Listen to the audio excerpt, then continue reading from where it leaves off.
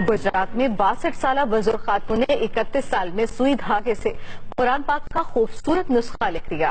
تفصیل بتا رہے ہیں عبدالستار مرزا۔ فاصلوں کو تکلف ہے ہم سے اگر۔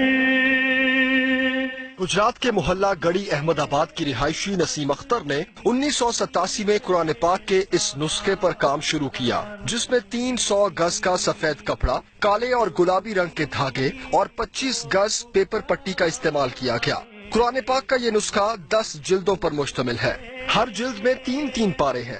ہر جلد کی لمبائی 22 انچ اور چوڑائی 15 انچ ہے، جبکہ مجموعی وزن 55 کلو ہے۔ جائیں گے۔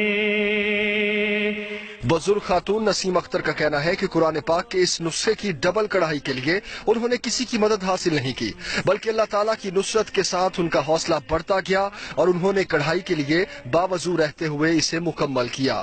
بے سہارا نہیں۔ جب میں نے شروع کیا تھا تو اس وقت میں نے یہی سوچا تھا کہ یہ میں مدینہ شریف کی لائبریری میں لے کے جاؤں گی اپنے پاکستان کی طرف سے۔ بلا شبہ 724 صفحات پر مشتمل یہ نسخہ نسیم اختر کی دین سے محبت کی ایک روشن مثال ہے۔ اب حکومت ان کی کاوش کی حوصلہ افزائی کرتے ہوئے نسیم اختر کا یہ نسخہ مدینہ منورہ کی لائبریری میں رکھنے کی خواہش کو پورا کرے۔ Abdul Sattar Mirza, express news, Gujarat. نکل جائیں گے۔